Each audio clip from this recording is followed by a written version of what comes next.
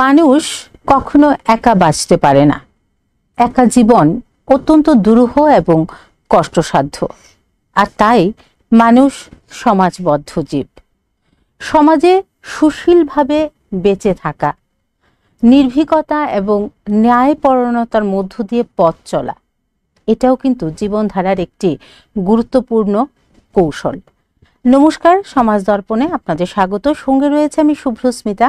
আর আজ আমরা আমাদের স্টুডিওতে আমন্ত্রিত অতিথি হিসেবে যাকে পেয়েছি তিনি হলেন শ্রী সুখময় Saha, chairman, east zone, Agartala municipal corporation. নমস্কার স্যার, বিটিভি ত্রিপুরার পর্দায় আপনাকে স্বাগত। স্যার, প্রথমেই আপনার কাছে জানবো যে আপনি একজন তরুণ রাজনীতিবিদ। তো রাজনৈতিক জীবনের শুরুটা কিভাবে বা কিভাবে আজকের এই অবস্থায় এসে অবস্থান? দেখুন, রাজনীতির ব্যাপারটা এটা আমাদের পরিবারের মধ্যে থেকে আসা। আমার ফ্যামিলির আমার বড় ভাই আপনার একটা রাজনীতি করতেন। আমি যখন ছোট ছিলাম তখন থেকেই তো রাজনীতি করার ক্ষেত্রে 1983 সম্ভবত এই আপনার কামানচৌমনিতে আমার তখন ত্রিপুরা রাজ্যের রাজনৈতিক কেন্দ্রবিন্দু ছিল কংগ্রেস দল এবং সিপিএম দল। তো কামানচৌমনিতে একটা কংগ্রেস এবং সিপিএম এর সংঘর্ষ হয়। ওইটার মধ্যে আমার ভাইয়ের পায়েও গুলি লাগে, মানে এটা দুর্ভাগ্যজনক ঘটনা। তো এগুলো দেখা, তারপর আস্তে আস্তে আপনার 1988-তে জোট সরকার আসলো। তো ওই সময় 92 বা 91-এ আপনার ত্রিপুরা যে একটা বই আন্দোলন শুরু হয়েছিল, যে পাঠ্যপুস্তকের সঙ্গে আপনার ট্যাক্স বইয়ের সঙ্গে সে বই আপনি নিতে হবে। তো এই যে একটা ব্যাপার ছিল, তো ওইটার আমার কিছু বন্ধু, এটার মধ্যে আপনার বিশেষ করে এই boys Burj school, Umakanta school এবং নেতাজি স্কুলের কিছু বন্ধুরা এটার বিরুদ্ধে একটা আন্দোলন শুরু করলো প্রথম। তখন এটা দেখে ওরা আমাদের বললো যে আমরা সঙ্গে তোমরা আসো। আমি তখন গান্ধী স্কুলে পড়তাম। তো আমরা কিছু বন্ধুরাও এখানে ওদের সঙ্গে যোগ দিই। তো রাজনীতির যুগটা বলতে পারেন এই ত্রিপুরার এই জুট পিরিয়ডে বই আন্দোলন থেকেই আমাদের শুরু। তারপর বই আন্দোলন হলো 1993 আপনার জোট সরকার এখান থেকে চলে গেল, কমিউনিস্ট সরকার আসলো। তো ফুটপাতে আমাদের একটা দোকান ছিল আপনার সূর্য চৌমুনির সাইডে একটা আমাদের একটা ফুটপাতের দোকান ছিল। আমি আমার এক ভাই এখানে দোকান করতাম। তো এখানে 1993 সালে এই রাজ্যে যখন আবার পুনরায় আপনার সিপিএম সরকার বামফ্রন্ট আসলো, তখন কিছু সমস্যা দেখা দিল। আমরা কমিউনিস্ট পার্টির সমর্থক ছিলাম না, যার দরুন আমাদের উপরে বিভিন্নভাবে একটা প্রেশার ক্রিয়েট শুরু হলো। তখন যারা আমাদের মতো অল্প কয়েকজন ছিল, তো তাদেরকে নিয়ে আমরা একটা ফুটপাত ইউনিয়ন গঠন করি। তখন আপনার আগরতলা শহরে দুটো ইউনিয়ন ছিল। একটার প্রেসিডেন্ট ছিলেন আপনার এই প্রবীর চক্রবর্তী, আপনার নাম জানেন, রাজনীতিবিদ। আরেকটা ছিলেন আপনার আশিস শাহ, যিনি বর্তমান প্রদেশ কংগ্রেস সভাপতি। উনি ইন্দিরা ভবন থেকে একটা ছিলেন। আর আমরা মিলে একটা ফুটপাত অকারণ করলাম। ওইটার এই সর্বসম্মতি সিদ্ধান্ত নেওয়া হলো, আমাকে ওরা প্রেসিডেন্ট বানালো। এর নাম ছিল জাতীয়তাবাদী ফুটপাত হকার ইউনিয়ন। তো ওইখান থেকেই বলেন রাজনীতিক সক্রিয় রাজনীতি 1990 থেকে 52 শুরু, এবং মানুষের জন্য কথা বলা, মানুষের জন্য কাজ করার যেই মানসিকতা তৈরি হওয়া, সেই ফুটপাত হকার ইউনিয়ন থেকে আমার এখানে শুরু রাজনীতি। তারপর আস্তে আস্তে আপনার এই কংগ্রেস দলে বিভিন্ন পদে ছিলাম। তারপর 2006 সালে আপনার এই প্রদেশ যুব কংগ্রেস সভাপতি হলাম। তারপর আপনার এই প্রদেশ কিষাণ কংগ্রেসের কনভেনার হলাম ত্রিপুরার। তারপর সেবা দলের ত্রিপুরা রাজ্য চেয়ারম্যান হলাম। তারপর প্রদেশ কংগ্রেস জেনারেল সেক্রেটারি হলাম। তারপর ভারতীয় জনতা পার্টিতে আসলাম।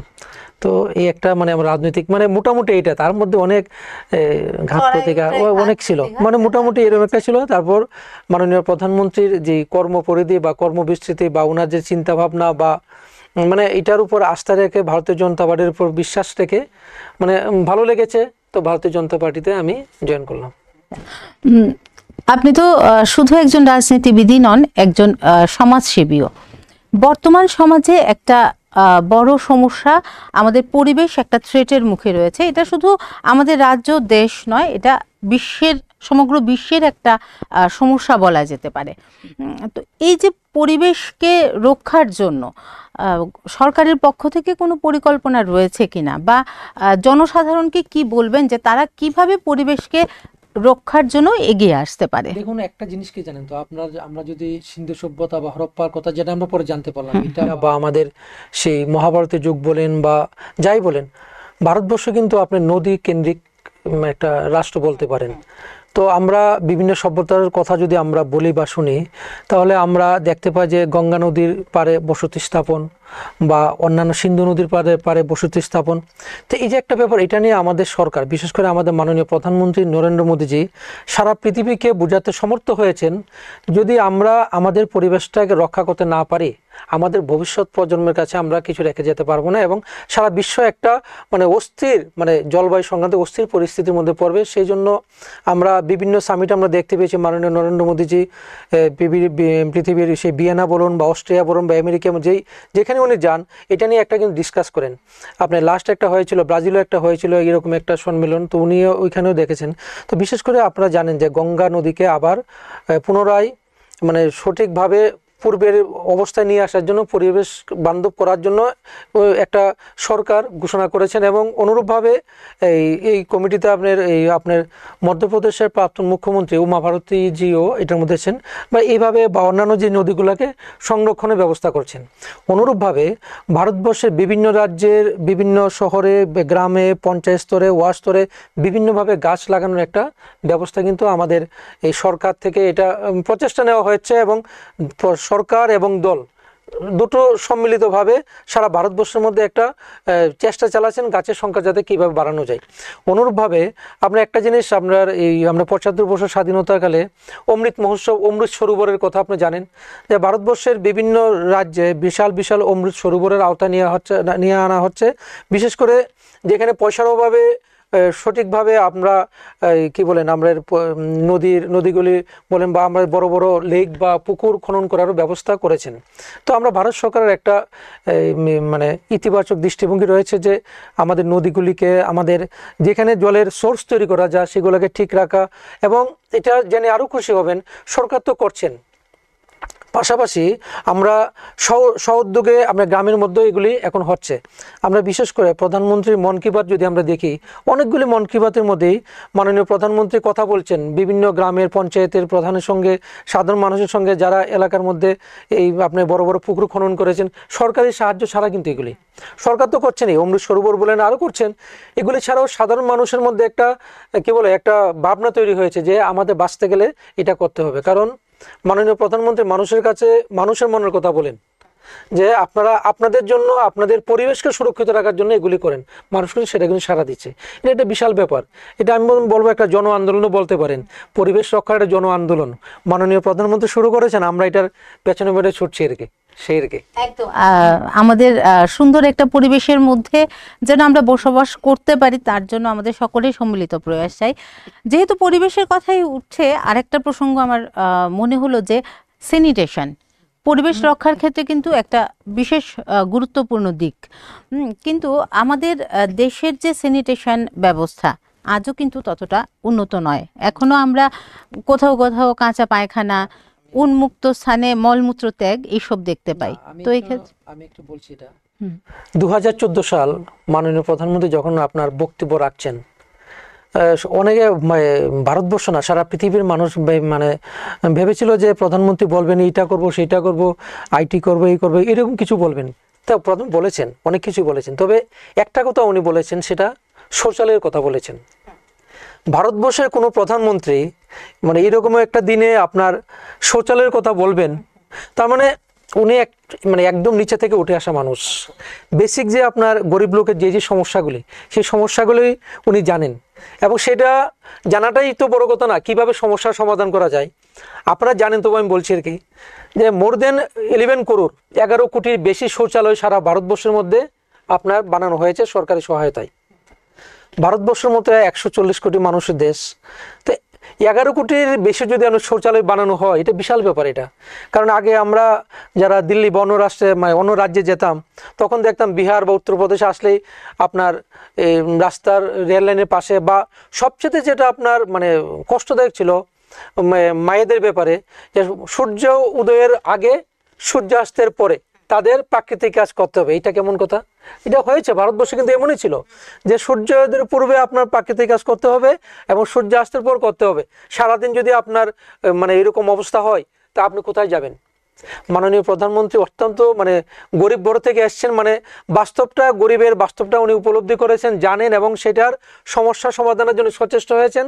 আজকে ভারতবর্ষে 11 কোটির বেশি, আমার এই একজ্যাক্ট সংখ্যাটা বলতে পারব না, 11 কোটি অনেক বেশি মানে শৌচালয়ের ব্যবস্থা করেন, যার মাধ্যমে ভারতবর্ষের গরিব মায়েদের সম্ভ্রম রক্ষা করার জন্য উনি চেষ্টা করেছেন। এবং আপনারা জেনে খুশি হবেন, আমরা ত্রিপুরা রাজ্যে অনেক অনেক হয়েছে আমাদের, বিশেষ করে আমি যেহেতু এএমসিতে আছি, আগরতলা মিউনিসিপ্যাল কর্পোরেশনের আন্ডারে এখন যদি দেখেন খুঁজে পাওয়া কষ্ট কাঁচা ল্যাট্রিন আপনার কারো বাড়িতে আছে কিনা। এটা একটা বিশাল দিক। এটা আসল কথা কি জানেননি, আগেও তো আমাদের সরকার ছিল, কিন্তু এরকম যে থিঙ্কিং যে মায়েদের সম্ভ্রম রক্ষা করা বা এই সমাজের আমার এই জিনিসটা দরকার, এটা কিন্তু মানে ওই রকম যারা শাসক ছিল ওইভাবে চিন্তা করেনি। যদি চিন্তা করতো 70 বছর কেন, 75 বছর যখন আমার স্বাধীনতা পালন করছে তখন কেন এগুলির চিন্তা হবে? এটি তো স্বাধীনতা 15-20 বছরের মধ্যে হওয়া উচিত ছিল, এটা করেনি। কিন্তু আমাদের মাননীয় প্রধানমন্ত্রী মানুষের জন্য এটা চিন্তা করেছেন, কারণ উনি একদম নিচে থেকে উঠে আসা মানুষ, এবং সেই নিচের মানুষ যারা রয়েছেন অর্থনৈতিকভাবে যারা পিছিয়ে পড়া মানুষ রয়েছেন তাদের কথা চিন্তা করে ভারতবর্ষে 11 কোটির অধিক শৌচালয়ের উনি ব্যবস্থা করেছেন, মায়েদের সম্ভ্রম রক্ষা করেছেন। আসি শিক্ষিত বেকারদের কথায়। শিক্ষিত বেকারদের স্বয়ংভর করার ক্ষেত্রে সরকারের কি কি পরিকল্পনা রয়েছে? আমি একটা জিনিস বলতে হয় যে ভারতবর্ষে বিভিন্ন রাজ্যের সঙ্গে ত্রিপুরা রাজ্য একটা শিক্ষিত বেকার যুবক যুবতী রয়েছে, সেটা অস্বীকারের উপায় নেই। কিন্তু প্রশ্ন হলো, আপনি 2018 সাল নির্বাচন, এই নির্বাচনে ভারতীয় জনতা পার্টি আইপিএফটি সরকার এসে বিশাল জয় জয়কার।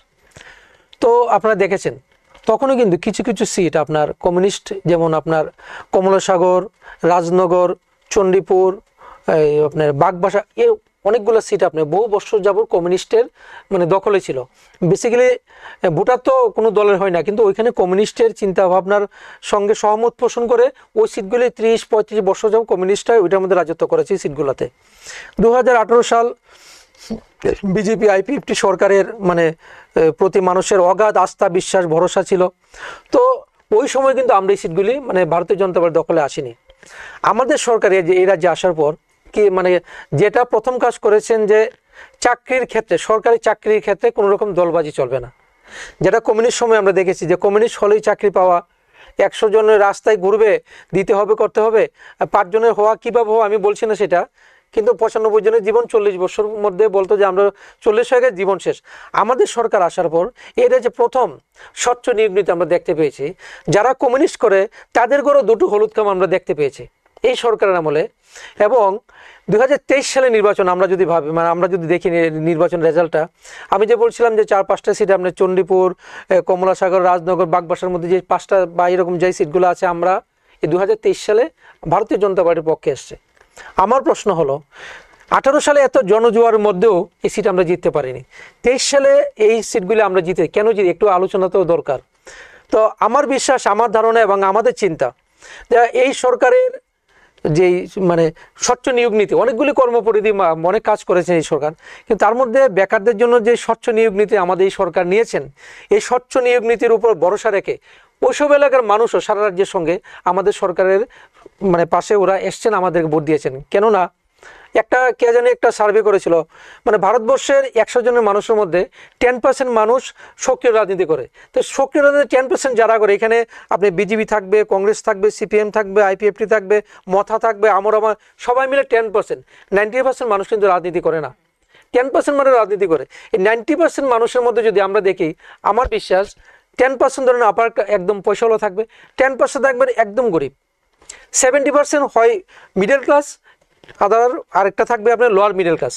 মধ্যবিত্ত এবং নিম্ন মধ্যবিত্ত পরিবারের মা বাবা কী চিন্তা করে, মধ্যবিত্ত পরিবারের এবং নিম্ন মধ্যবিত্ত পরিবার মা বাবারা চিন্তা করে যে আমার ছেলে মেয়ে লেখাপড়া করবে, ওর যোগ্যতা অনুযায়ী ও যাতে একটা সুযোগ সুবিধা পায়।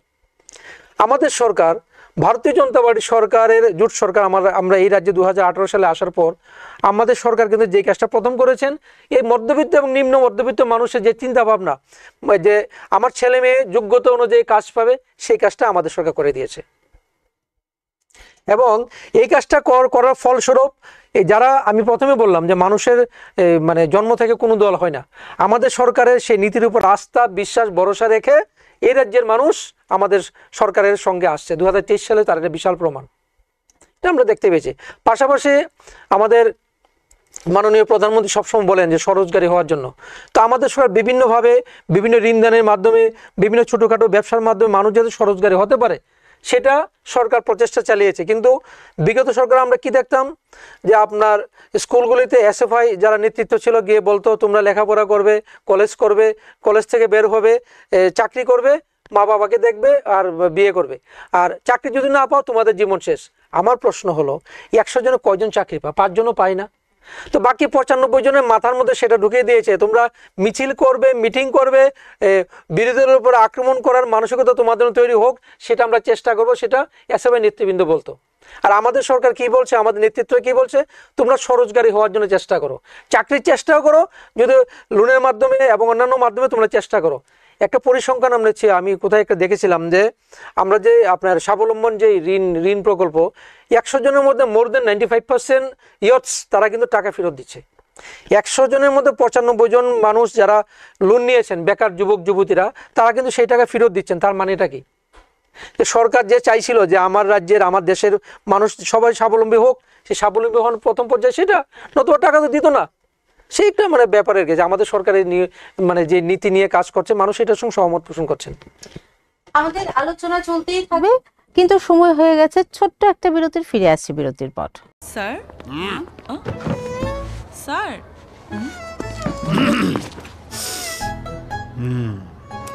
বাচ্চাদের টিফিনে যাই দিই তাই ফেরত আসে, কি যে করি। জি স্যার, ওরা তো কিছুই খেতে চায় না। চেটেপুটে খাবে, আবার ভালোও বলবে। কি? ফ্রুট ফানের কথা বলছি। ফ্রুট ফান বিস্কুটের আনারসের ক্রিমি স্বাদে সবাই ডুবে যাবে আর বলবে, গয়না যখন বোঝে তোমার স্টাইল। শ্যাম সুন্দর কোম্পানি জুয়েলার্স। শেফদের পছন্দ সিস্টার মশলা, যা মডার্ন টেকনোলজি এবং স্বাস্থ্যসম্মত। সিস্টার, নিশ্চিন্তের প্রতীক।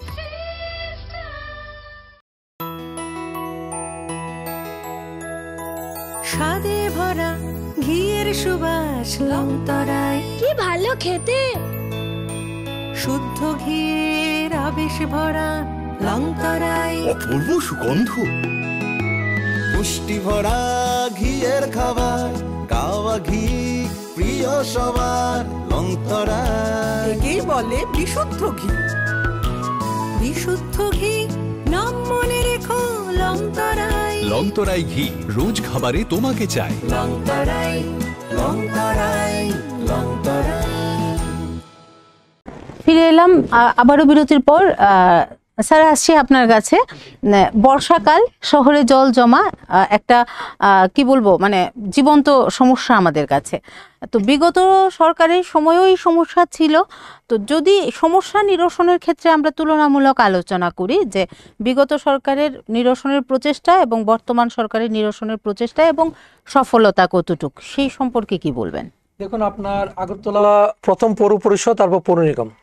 তো আগরতলা পৌর পরিষদ আপনার শঙ্কর দাস ছিলেন আপনার চেয়ারম্যান, তারপর আপনার মেয়র প্রবলদ সিনহা।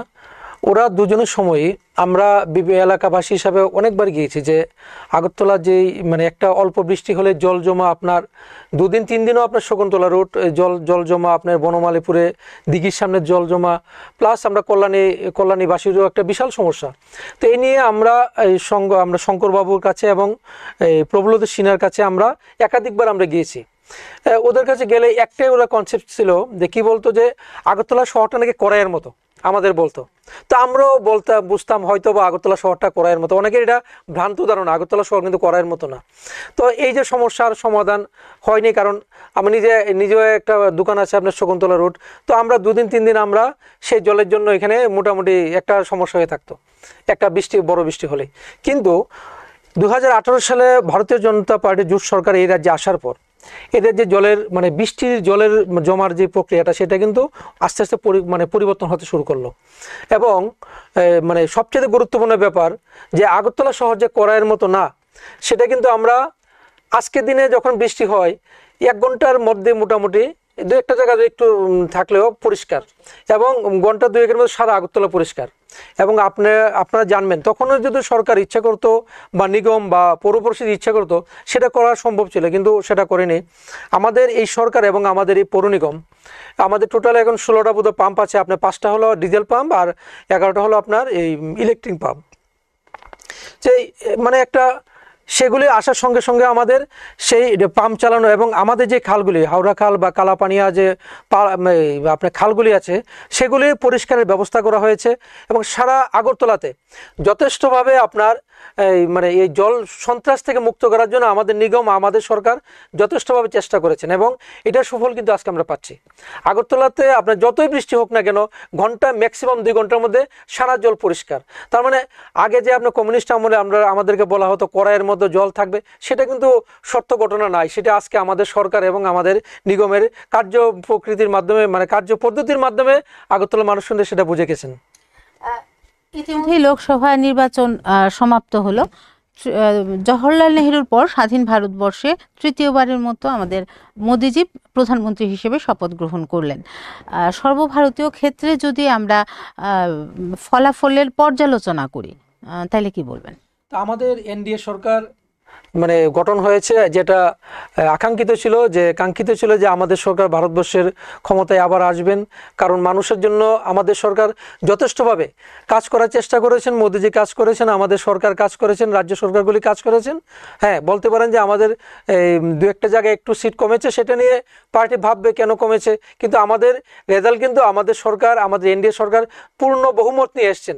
বিরোধীরা বিভিন্নভাবে অপপ্রচার করেছে, যে কোথাও বলছে যে 4 তারিখের পরে তোমরা আমাদের অফিসে যোগাযোগ করবে, তোমাদের অ্যাকাউন্টে কি বলে ফটাফট খিপট 1 লাখ টাকা না, ব্যাপারটা হাসান না, 1 লাখ টাকা করে তোমাদের অ্যাকাউন্টে ঢুকে যাবে। তো মানুষ তো 1 লাখ টাকা আপনার অ্যাকাউন্টে যেহেতু দেওয়ার একটা ব্যাপার, কেউ যদি বলে আপনার অ্যাকাউন্টে আপনার 1 লাখ টাকা 8,500 টাকা মানে একটা ভুল প্রতিশ্রুতি দেয়, ভারতবর্ষের মানুষ আমরা আমাদের যে পৌরাণিক ব্যাপার আছে আমরা মানুষকে বিশ্বাস করি।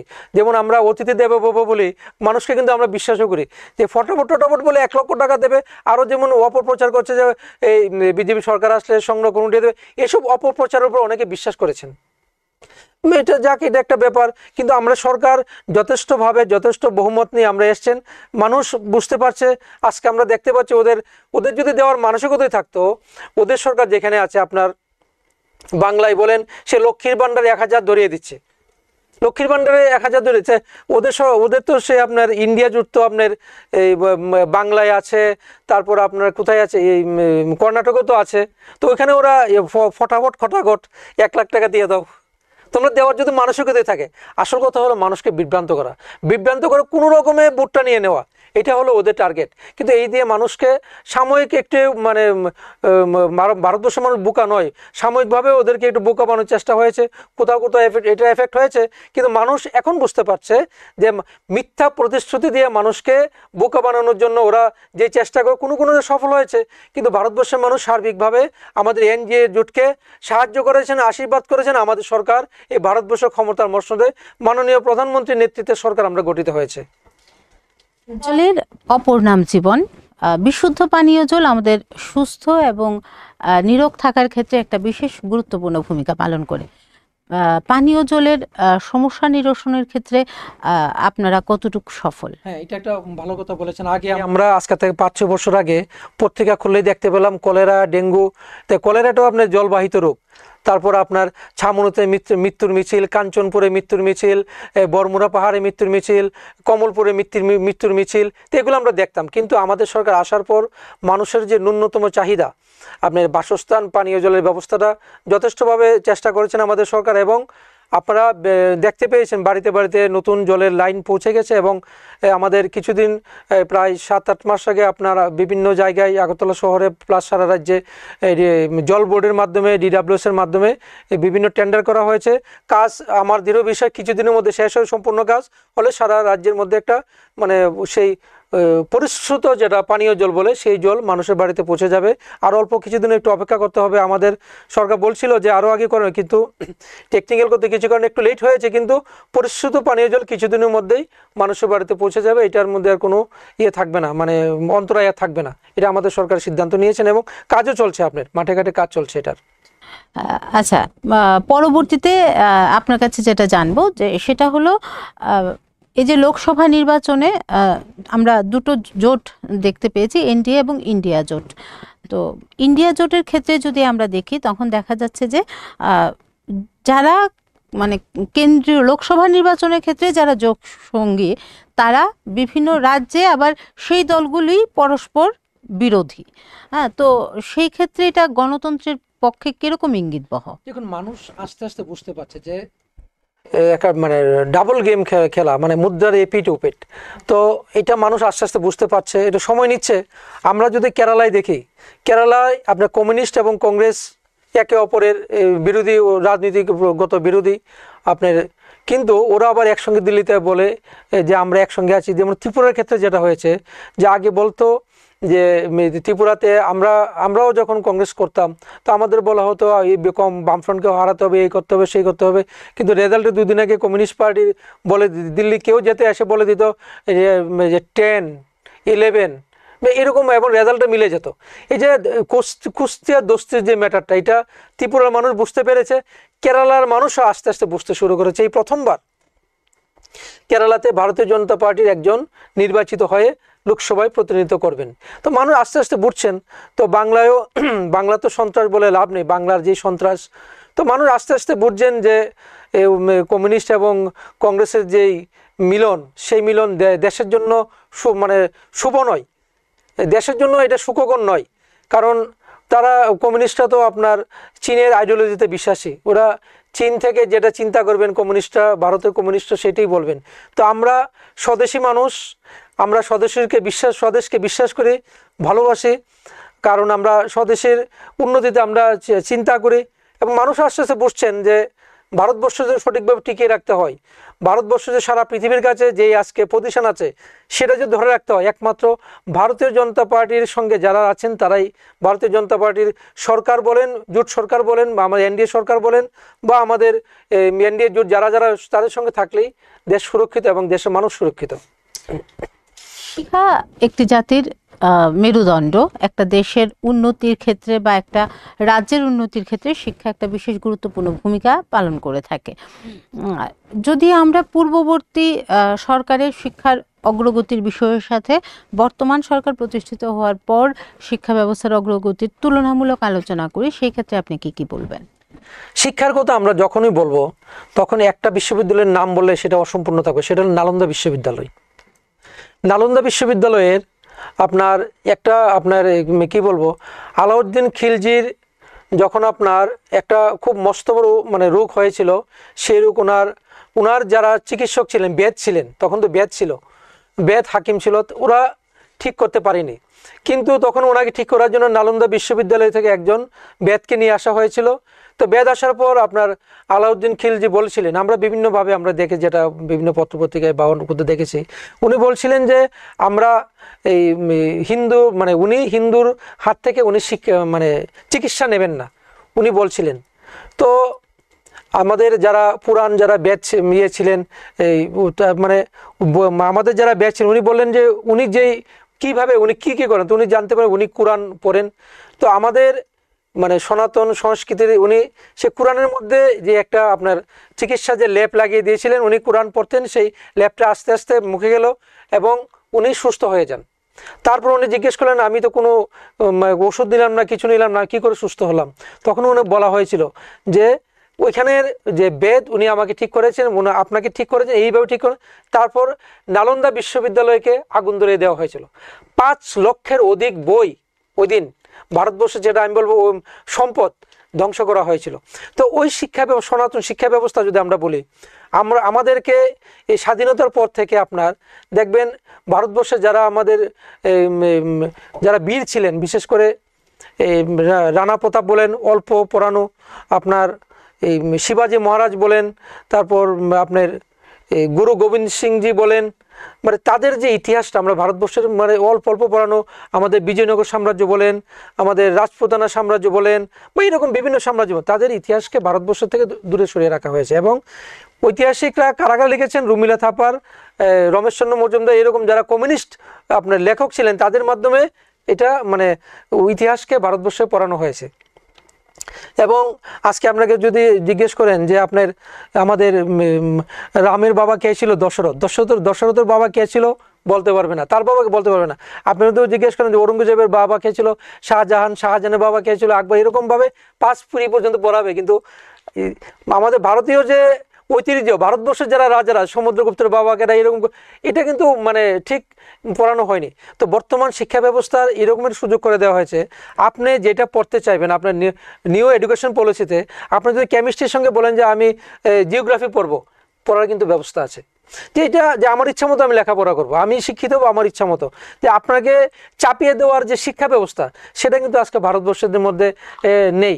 কারণ আমাদের সরকার চাইছে যে যেটা জানতে চায় শিখতে শিখাও, এবং শিক্ষা তখনই পূর্ণ হবে যে আপনার খুশি মতো যেটা শিক্ষা করবেন। আমি কাউকে বাচ্চাকে চাপিয়ে দিলাম যে তোমার এতটা করতেই হবে, সেটা হবে না। সেই নতুন শিক্ষা ব্যবস্থার মাধ্যমে মানুষকে বিশেষভাবে জানানো, এবং আমি বলবো যে আমাদের যে পুরানো যে ইতিহাস, সেটাকে মানুষকে জানানো উচিত। কারণ ইতিহাসকে বাদ দিয়ে বর্তমানকে সুন্দর করা যায় না, এবং বর্তমান সুন্দর না থাকলে ভবিষ্যৎ সুন্দর হতে পারে না, এটা আমি বিশ্বাস করি। সেই জন্য সেটা সরকার এটা চালিয়ে যাচ্ছেন। আমাদের সময় একেবারেই শেষ। একদম শেষে জানবো যে আপনি তো একজন সমাজসেবী, তো রাজ্যবাসীর উদ্দেশ্যে কি বলবেন যেন আমাদের সমাজটা সুষ্ঠু এবং সুন্দর থাকে, সেই সম্পর্কে কি বলবেন? প্রথমে আমি রাজ্যবাসীর কাছে একটা আবেদন রাখতে চাইবো, যখনই আমরা কোনো কিছু চিন্তা করব, প্রথম আমাদের দেশকে আমাদের ভাবতে হবে। দেশ যদি সুরক্ষিত থাকে, দেশ যদি সুস্থ সবল থাকে, আমরা সুস্থ সবল থাকতে পারবো। আর দেশ যদি সুস্থ সবল না থাকে, আমরা কিন্তু সুস্থ সবল থাকতে পারবো না।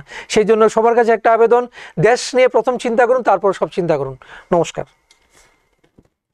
ধন্যবাদ স্যার আপনাকে, আপনার এত ব্যস্ত সময় থেকে আমাদের জন্য সময় দিয়েছেন। আপনার কাছ থেকে আমরা অনেক অজানা তথ্য জানতে পারলাম। আবারও বিটিভি ত্রিপুরার পক্ষ থেকে আপনার প্রতি কৃতজ্ঞতা। এখনকার মতো সমাজ দর্পণ অনুষ্ঠান এ পর্যন্তই। পরবর্তী নানা রঙের অনুষ্ঠানের জন্য চোখ রাখুন বিটিভি ত্রিপুরার পর্দায়। নমস্কার।